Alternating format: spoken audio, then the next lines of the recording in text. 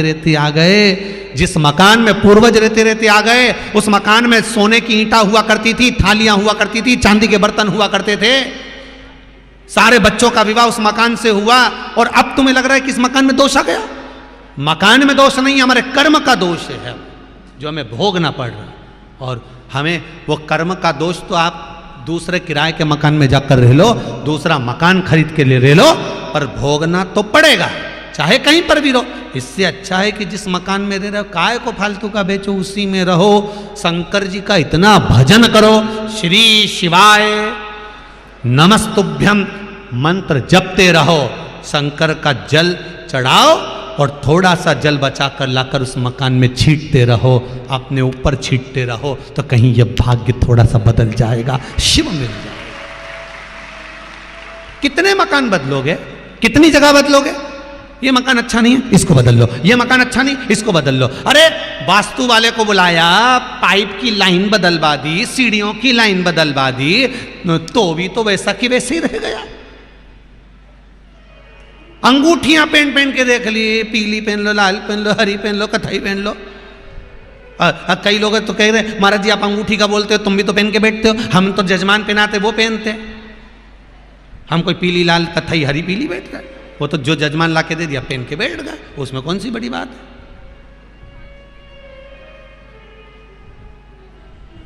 कितना ही बदल लो, ये अंगूठी बदल लो, चाहे घर बदल लो, पर भाग्य तो शंकर ही बदल सकता है जी, इसके सिवाय कोई नहीं बदल सकता, कोई नहीं बदलेगा।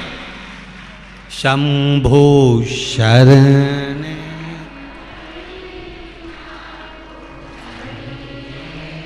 इधर वाली भी बोलो री जी हाँ, इधर से भी आवाज आने दो जरा, रुको रुको रुको रुको रुको रुक जाओ वापिस, इधर वाले भी बोले, इधर वाले भी बोले, इधर वाले भी बोले, अच्छे से बोलो, शंभो शरण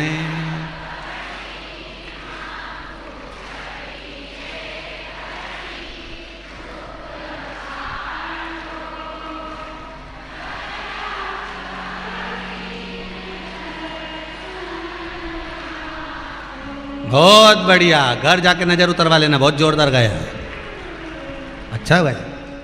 भगवान से प्रार्थना करो कि हमारा कर्म जैसा भी हो, पर हम तो आपके हैं ना, जैसे भी हैं है तो आपके, बच्चे तो आप ही के हैं, अगर कुछ गलत हो भी गया है तो हमारे दुख को आपको काटना पड़ेगा, हमारी तकलीफ को, हमारे कष्ट को आपको काटना पड़ेगा, हमारी रोग, हमारी बीमारी, हमारा कष्ट, हमारा दुख आपको दूर करना पड़ेगा। मैंने सारे सहारे छोड़ दिए, बस तेरा सहारा काफी, और कुछ भी नहीं चाहिए। शंकर भगवान ने दिया सुंदर। शमशान में शिव जी का निवास हुआ, शंकर भगवान को क्रोध नहीं आया, यज्ञ रचा, सबको बुलाया, शिव को नहीं। सती मैया गई, जलकर भस्म।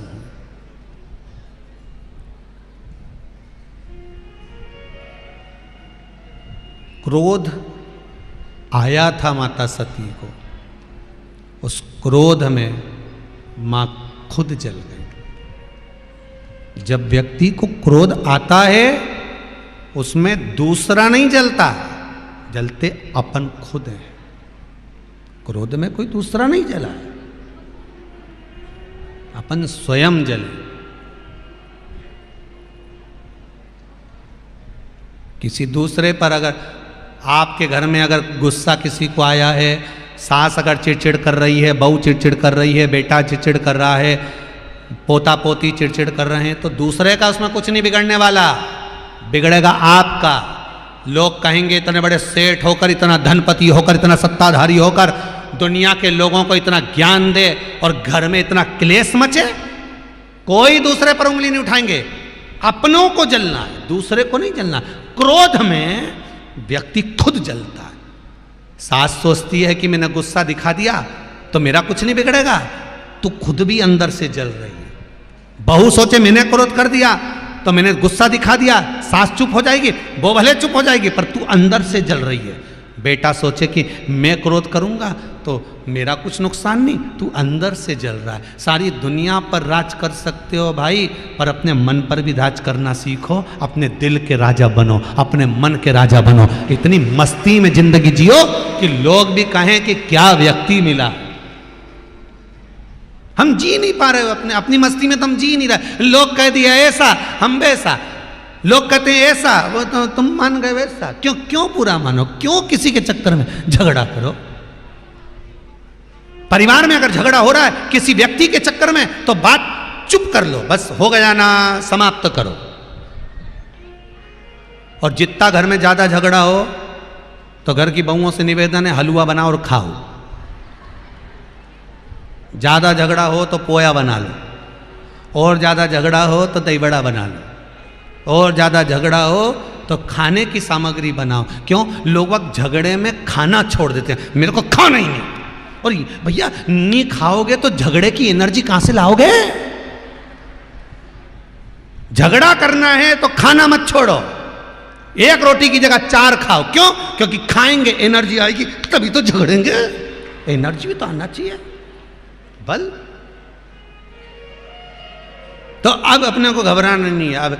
और जब व्यक्ति का मन झगड़े के समय खाने में चला जाता है, रामकृष्ण परमहंस जी, स्वामी विवेकानंद के गुरु रामकृष्ण परमहंस जी प्रवचन देते देते कथा को रोक देते थे और भजिया खाने चले जाते थे।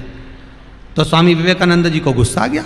एक दिन स्वामी विवेकानंद जी ने अपने गुरु रामकृष्ण परमहंस जी से कहा, गुरु जी हजारों लाखों लोग तुम्हें सुनने के लिए बैठे हैं और तुम कथा करते करते भजिया खाने भग गए, क्या भजिया बाद में नहीं खा सकते थे? स्वामी विवेकानंद के शब्द जब रामकृष्ण परमहंस जी ने सुने तो रामकृष्ण परमहंस जी ने कहा, सुन स्वामी विवेकानंद, जिस दिन मैं भजिया खाने ना जाऊं उस दिन समझ लेना कि तेरा गुरु समाप्त हो गया। क्योंकि मैं प्रवचन देते देते कथा करते करते करते करते मेरी ये आत्मा परमात्मा में इतनी मिल जाती है कि वो वापस नहीं आती है। उसको लाने के लिए मुझे भजिया याद करना पड़ते हैं, इसलिए जाते हैं। तो आप भी ध्यान रखो, जब गुस्सा आए तब हलवा पोया खाओ।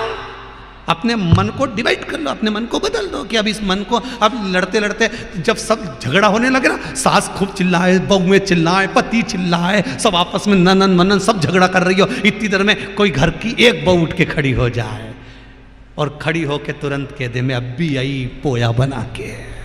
इतने में तो सास कहेगी यहाँ झगड़ा चल रहा है कि तेरा पोया खिलवाऊं, तो कह देना मैं तो चली, बताओ तुम खाओगी क्या डोकरी?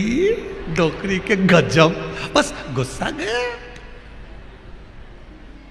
और ज्यादा झगड़ा हो तो बहुओं से निवेदन, अंदर जाओ, काजल पोतिया आंख में जोरदार, और लिपस्टिक कोई पेंसिल वाली, और लगा के और डोकरी के सामने जितना चिल्लाओ उसके सामने खड़ी हो जाओ।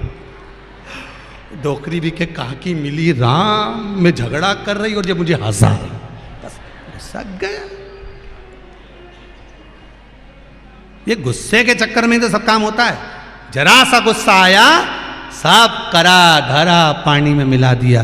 गुस्सा जाने दो जी, किसके चक्कर में लड़ रहे हो, किसके चक्कर में झगड़ा कर रहे हो?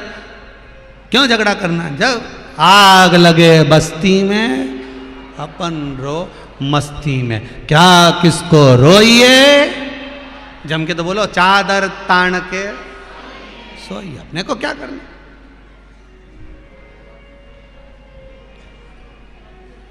अपन मस्त अपने जीवन को। शंकर भगवान सती मैया को देखकर बोले, सती तूने एक गलती कर दी। क्या? तुझे अगर जलना ही था ना तो क्रोध की अग्नि में जलती चल जाती, पर तू यज्ञ की अग्नि में कूद गई। जब व्यक्ति को गुस्सा आता है ना, कुछ नहीं देखता, कुछ नहीं देखे, वो तो एक ही बात कि मैं तो बहुत परेशान हो गई, मैं बड़ी दुखी हो गई, मैं तो मर जाऊं तो अच्छा। तो मरो ना, कौन मना करे कि नहीं मरो? मरो। आजकल तो मरने का फैशन है।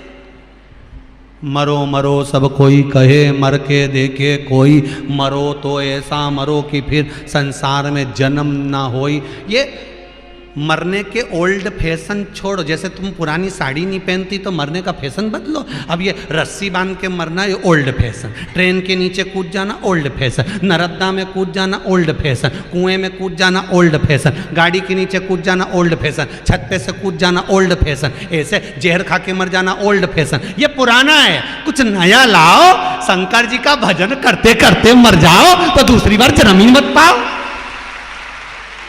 भगवान का इतना भजन करो, इतना स्मरण करो कि अब मैं गुस्से में हूं, मेरे से कोई बोलेगा नहीं, मैं शंकर जी का नाम जाप करूंगी। श्री शिवाय नमस्तुभ्यम, श्री शिवाय नमस्तुभ्यम, नमः शिवाय, ओम नमः शिवाय, ओम नमः शिवाय, ओम नमः शिवाय, ओम नमः शिवाय, ओम नमः शिवाय, ओम नमः शिवाय, ओम नमः शिवाय, ओम नमः शिवाय। जितना गुस्सा आए नहीं तो उतनी देर भजन तो करो, करो भजन भगवान का। थोड़ी देर बाद गुस्सा तो कितना भी हो नहीं समाप्त हो ही जाए। पति कितना भी झगड़ा करके जाए, आते से ही घर में पूछे कि अरे थारी माँ कहाँ गई। 30 कोटि देवताओं में केवल एक हैं जो मृत्यु पर भी विजय प्राप्त कर कर बैठे हैं, वो मेरे देव आदिदेव महादेव हैं। उसके सिवाय कोई दूसरा है ही नहीं। अकाल मृत्यु वो मरे जो काम करे चंडाल का, और काल उसका क्या बिगाड़े जो भक्त हो महाकाल का।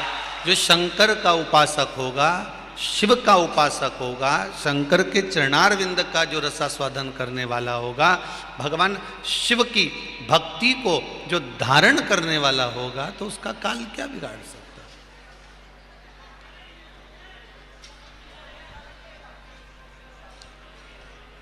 बस भक्ति प्रबल होना चाहिए। आपका भाव, आपकी भक्ति अगर प्रबल है तो फिर भगवान को मिलने में कोई देरी नहीं।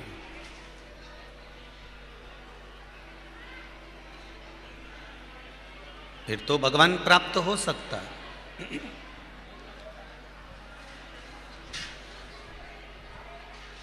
शिव महापुराण की कथा कहती है कि अगर आपकी जिंदगी में थोड़ा भगवान समय दे, अच्छा समय अगर प्रदान कर रहा है या आपको कहीं समय प्राप्त हो रहा है, तो 2 जगह पर समय अवश्य लगाना। 2 जगह पर समय अवश्य दीजिए। एक गुरु के पास में और एक गोविंद के पास में।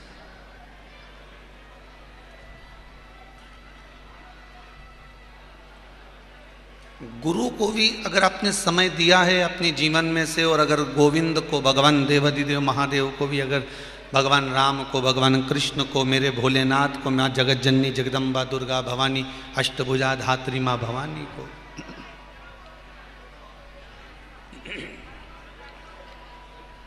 अगर आपने समय दिया है,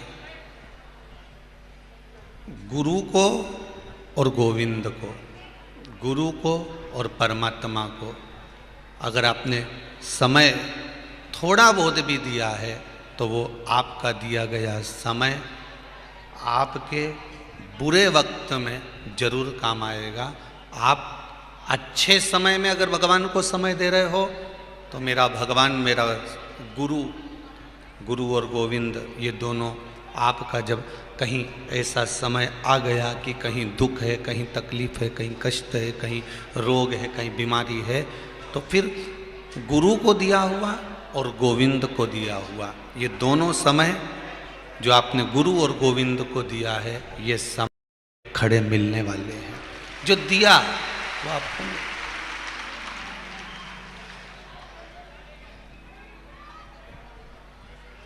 आपने जो दिया है वो मिला है। आपने जो दिया वो प्राप्त हुआ है।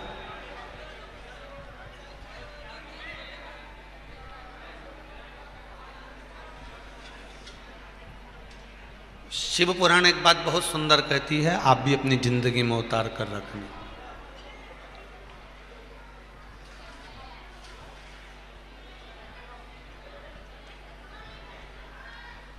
शिव महापुराण एक बात बड़ी सुंदर कहती है कि जीवन में ऐसा कोई मानव पैदा नहीं हुआ चाहे संत हो, चाहे साधु हो, चाहे सन्यासी हो, चाहे तपस्वी हो, चाहे साधक हो, चाहे उपासक हो, चाहे संसारिक मनुष्य हो, प्रत्येक मानव का जो जन्म मिला है इसके जीवन में थोड़ा ना थोड़ा दुख, तकलीफ, कष्ट प्रत्येक मनुष्य को रहे, हर व्यक्ति को रहे।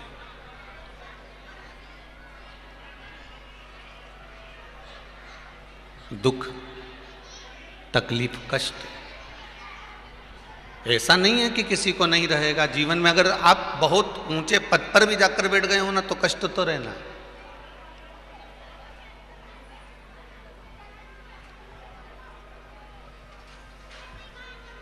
कोई सोचे कि हम तो संत बन जाएंगे तो हमारे जीवन में कोई दुख नहीं होगा, हम साधु बन जाएंगे तो हमारे जीवन में कोई दुख नहीं होगा, हम साधक बन जाएंगे तो हमारे जीवन में कोई दुख नहीं होगा, या हम कपड़े बदल कर कहीं मंदिर में जाकर बैठ जाएंगे तो हमारे जीवन में कोई दुख नहीं होगा।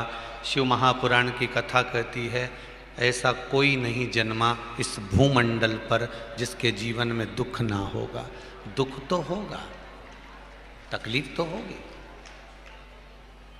कष्ट तो होगा।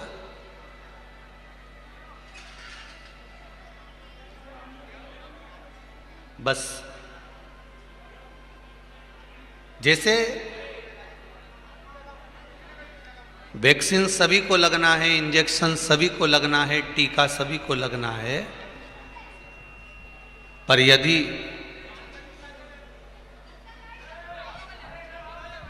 डॉक्टर से और नर्स से, सिस्टर से अगर आपकी पहचान है, डॉक्टर से, नर्स से, सिस्टर से यदि आपकी पहचान है तो आप उससे कह सकते हो देखो इंजेक्शन तो लगाओगी तुम, सबको लग रहा है तो हमको भी लगना है, पर देखना हमको जरा दर्द बहुत तेज होगा है, थोड़ा धीरे से लगाना, थोड़ा आराम से लगाना, वो कष्ट होगा, थोड़ा ध्यान रखना, कमजोर है भाई है, थोड़ा ध्यान रखना, थोड़ा ध्यान रख कर लगाना।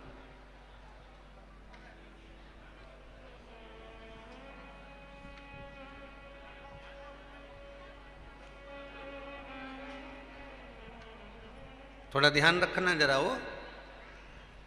अच्छा, वार्ड के अंदर, हॉस्पिटल के अंदर इंजेक्शन लगाने वाली नर्स आई है, सिस्टर आई है, डॉक्टर आई है, वो तो इंजेक्शन लेके आई और सुई लेके आई ने सबे टोचे जा रही है, सबे टोचे जा रही है, उसका तो काम ही है।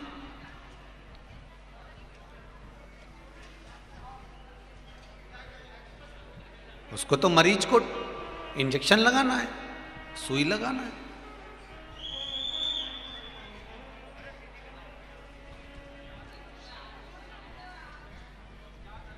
अब आपकी पहचान अगर वो नर्स से नहीं है, डॉक्टर से नहीं है, उस सिस्टर से नहीं है, तो वो भी सबको जैसा इंजेक्शन लगाते लगाते आ रही है वैसा तुमको भी लगा देगी। सही है कि गलत है? वैसा कि वैसे ही इंजेक्शन जैसे सबको लगाते लगाते आ रही है, सुई निकाली और वह ने चुभाई, और तुम्हारे देखना साहब, अब तुम भले बोलते रहो, वो तुमको लगाती रहे, वो आई सबको लगाया, ऐसा तुमको भी लगाया, सबको लगाती चली, ऐसा तुमको भी लगाती चली। पर मान लो, बहुत सरल भाषा में समझना है जिंदगी को, मान लो तुम्हारी पहचान डॉक्टर से है, तुम्हारी पहचान नर्स से है, तुम्हारी पहचान सिस्टर से है, तो तुम क्या कहोगे? डॉक्टर साहब थोड़ा ध्यान रखना हो, ये सुई है बहुत बड़ी सी दिख रही, कोई छोटी वाली, अभी रुक जाओ जरा, नया पैकेट फाड़ती हूँ, और नए पैकेट में से उसने छोटी सी सुई निकाली, और सुई निकाल के उसने, देखना साहब कमज़ोर शरीर है, ध्यान रखना जरा, और छोटी सी सुई निकाल कर उसने जो लगाया, अब लगाया तो उसने पूछा पता चला क्या, लग गया क्या इंजेक्शन? हाँ बिल्कुल, मालूम ही नहीं पड़ा। क्यों? उसका कारण था कि पहचान थी उसकी, उस डॉक्टर से, उस नर्स से, उस सिस्टर से उसकी पहचान थी, इसलिए इंजेक्शन भी लगा तो दर्द नहीं हुआ, तकलीफ नहीं हुई, कष्ट नहीं हुआ, न दर्द हुआ, न तकलीफ हुई, न कष्ट हुआ, क्योंकि उसकी पहचान थी। इंजेक्शन सबको लगना है, वैक्सीन सबको लगना है, टीका सबको लगना है, पर कहीं पहचान थी, इसलिए दर्द जम के तो बोलो थोड़ा कम हुआ। नर्स से, डॉक्टर से, सिस्टर से थोड़ी पहचान थी, इसलिए दर्द कम हुआ। इंजेक्शन तो लगा पर कष्ट कम हुआ। उसी तरह शिव महापुराण की कथा कहती है, प्रत्येक मनुष्य के जीवन में दुख तो लिखा है, बस उस महादेव से पहचान कर लो तो थोड़ा कष्ट कम होगा, थोड़ा सा कष्ट कम होगा। उस देव अधिदेव महादेव से अगर आपकी पहचान हो गई, उस देव अधिदेव महादेव से अगर आपकी पहचान हो गई, अगर भगवान की भक्ति में आप डूबे हुए हो, भगवान के स्मरण में आप डूबे हुए हो, भगवान के कीर्तन में आप डूबे हुए हो, मंत्र जाप में आप डूबे हुए हो, नाम जाप में आप डूबे हुए हो, तो कष्ट, इंजेक्शन तो सबको लगना है, दुख तो सबके जीवन में आना, कष्ट भी सबके जीवन में आना है, पर पहचान है आपकी। आपकी अगर पहचान है तो फिर वो दर्द थोड़ा कम होगा।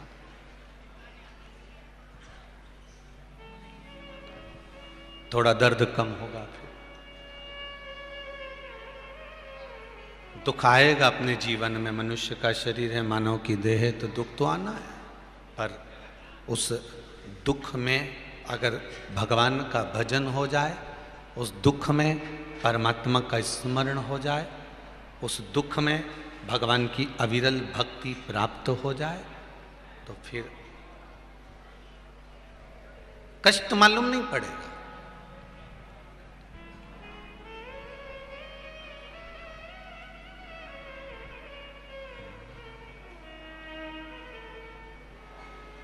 भजन भोले बाबा का करते रहोगे तो संसार सागर से तरते रहोगे, तो संसार सागर से तरते रहोगे। अगर भक्ति के पथ पर हम चल रहे हैं, भजन के पथ पर हम चल रहे हैं, सही मार्ग हमने अगर पकड़ कर रखा है, तो उस मार्ग पर भी लोग भटकाने वाले बहुत मिलेंगे। कभी कभी भ्रम हो जाता है, आपने भी देखा होगा। आप कहीं जा रहे हैं, बड़वानी मंडलेश्वर इतना किलोमीटर लिखा था, 14 किलोमीटर, और आगे गाड़ी गई तो वहां पर लिखा हुआ था 13 किलोमीटर, और आगे गए तो लिखा था 12 किलोमीटर, और कहीं पर एक बोर्ड और लगा मिल गया तो मैं लिखा हुआ था 16 किलोमीटर। अब टेंशन हुआ कि नहीं हुआ? क्यों, अब भी तो अपन ने पढ़ा था तो यहाँ लिखा था 14 किलोमीटर, अभी पढ़ा था तो 13 किलोमीटर लिखा हुआ था, अभी पढ़ा था तो 12 किलोमीटर लिखा हुआ था, और अभी हाल जब हम पहुँचे हैं तो यहाँ तो वो एक बोर्ड देखा तो उस पर 16 किलोमीटर लिखा हुआ था। मतलब कहीं ना कहीं हमारा मार्ग भी भटकाया जा रहा है। जब वाहन से जा रहे हैं, गाड़ी से जा रहे हैं, तो भी मार्ग भटक रहा है। उसी तरह जब हम नेक पथ पर चल रहे हैं, सतमार्ग की ओर आगे बढ़ रहे हैं, अच्छे मार्ग की ओर हम बढ़े चले जा रहे हैं, तो भी कहीं ना कहीं हमारा मार्ग भटकाने वाला कोई मिल जाता है। कोई काम में डुबाएगा, कोई लोभ में डुबाएगा, कोई आसक्ति में डुबाएगा, कोई तृष्णा में डुबाएगा, कोई वासना में डुबाएगा, कोई अहंकार में डुबाएगा, वो मिलेगा।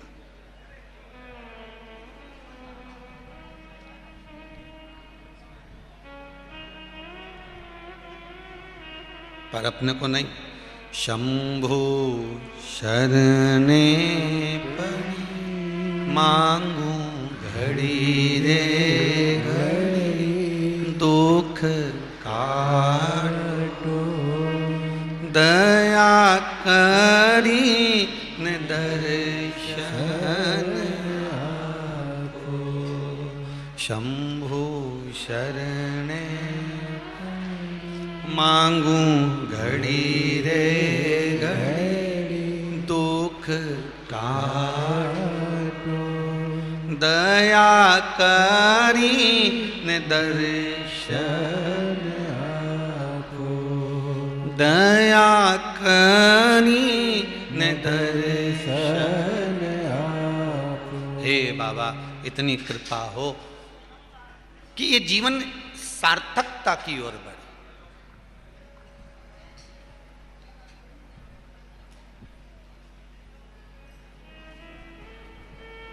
एक प्रश्न किसी ने करा था,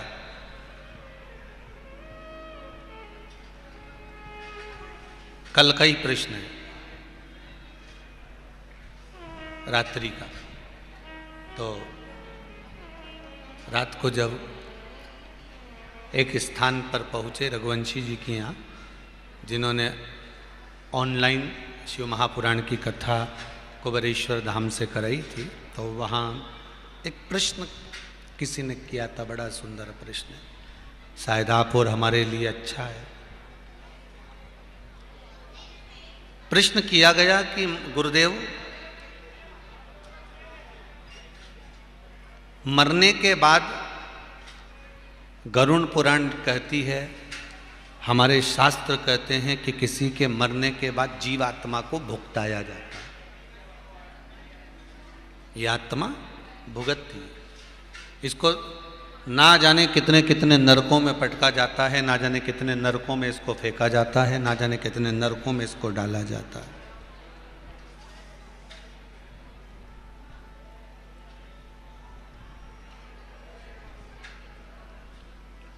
ना जाने कितने नरकों में इसको फेंक दिया जाता है। गुरुदेव, खरगोन के लोगों ने प्रश्न करा है और बड़ा अच्छा प्रश्न है भाई। और जितने लोग आस्था चैनल पर कथा सुन रहे हैं, जितने फेसबुक यूट्यूब पर सुन रहे हैं, वो भी ध्यान लगाकर सुनना। इतना सुंदर प्रश्न शायद जिंदगी में कभी नहीं आया होगा जो खरगोन में आया। प्रश्न बड़ा सुंदर है कि प्रत्येक पुराण में लिखा है, हर शास्त्र में लिखा है कि जब कोई मर जाता है तो उस जीव को नरकों का भोग भुगताया जाता है।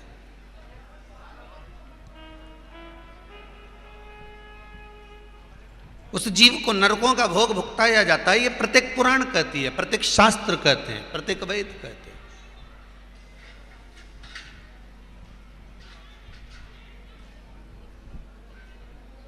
भगवान जब जीव जाता है, अगर उसने किसी जीव की हत्या करी जाती है तो उसको भी उसको ताड़ दिया जाता है। किसी ने किसी पर गर्म पानी डाला होता है, कोई अग्नि में जला दिया जाता है तो उसको भी अग्नि में जलाया जाता है। बोलो सही है कि गलत है? गरुड़ पुराण में लिखा है। अगर उसने किसी को रस्सी से बांधा है तो उसको भी रस्सी से बांधा जाता है। उसने किसी को ठोकर पहुंचाई है तो उसको भी ठोकर पहुंचाई जाती है। मारो।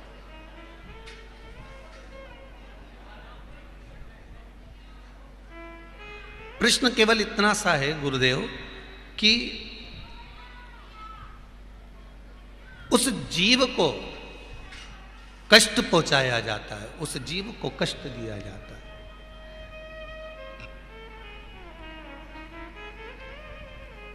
और उस जीव को कष्ट दिया जाता है तो महाराज, अगर कष्ट देना है तो इस शरीर को दो।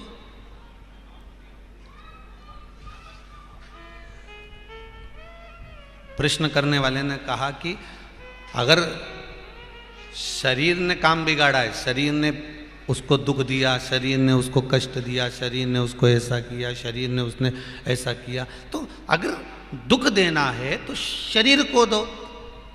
पर हमारा पुराण, हमारा शास्त्र, हमारे वेद कहते हैं कि जब मर जाता है, जीवात्मा जब जाती है तो जीवात्मा को दुख मिलता है, जीवात्मा को कष्ट मिलता है, जीवात्मा को झेलना पड़ता है, जीवात्मा को दुख सहन करना पड़ता है, उसको कष्ट दिया जाता है, उसको नरकों का भोग भुगतना पड़ता है। तो शरीर को देना चाहिए था तो जीवात्मा को क्यों दिया?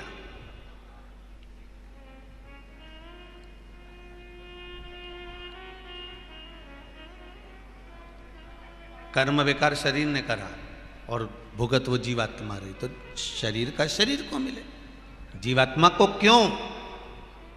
शिव महापुराण की कथा कहती है, प्रश्न करने वाले ने बड़ा सुंदर प्रश्न किया, पर उमा संहिता में, शिव महापुराण की उमा संहिता में जो नरकों का व्याख्यान का वर्णन किया गया, उसमें स्पष्ट कहा गया कि अगर शरीर को दंड दिया जाए, शरीर को कष्ट दिया जाए, ज्यादा शरीर को अगर कष्ट देंगे तो शरीर क्या करेगा? अरे जम के तो बोलो, मर जाएगा, खत्म काम। अगर ज्यादा परेशान करोगे तो मर जाएगा।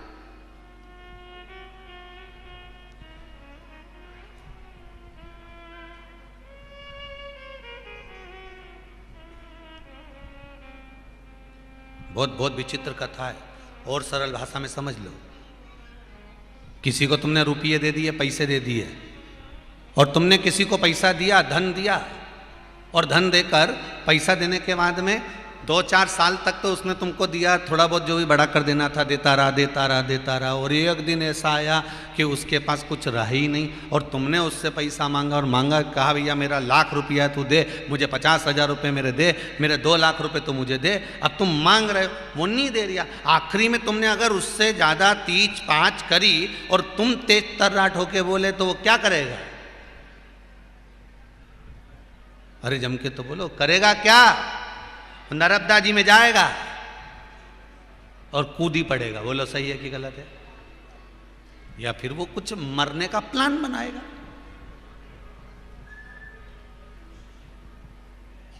यही करेगा ना, और लिख जाएगा कि साहब इन्होंने मेरे से पैसे मांगे थे और मेरे को ऊपर बहुत प्रेशर बनाया था, इसलिए मैं तो निपटी गया। अब जा, हम तो मरे सनम, तुम्हें भी ले डूबे जा। बोलो सही है कि गलत? अब वो तो इन सबके निपटा के चले गया कि अब मांगना।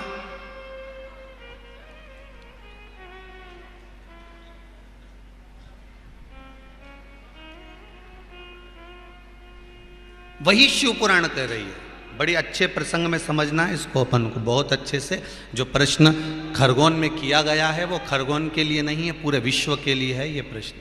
महाराज, अगर भुगताना है तो शरीर को भुगताओ, दंड देना है तो शरीर को दो, कष्ट देना है तो शरीर को दो, पर उस जीवात्मा को क्यों? तो शिव महापुराण की उमा संहिता कहती है, अगर शरीर को कष्ट देंगे तो शरीर तो प्राणों को छोड़ देगा, इसलिए इसको ज्यादा कष्ट नहीं दे सकते। इसको उतना ही कष्ट देते हैं जितना ये सहन कर सकता। शरीर को कष्ट उतना ही दिया जाता है जितना ये सह सकता, जितना ये सहन कर सकता। फिर तो कहा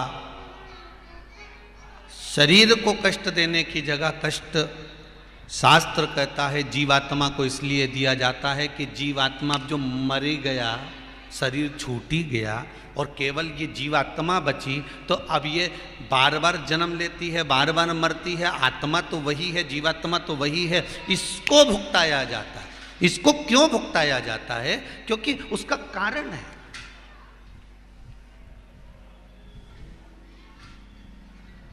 इसको भुगताया जाता है। अब मरने वाला तो मर गया,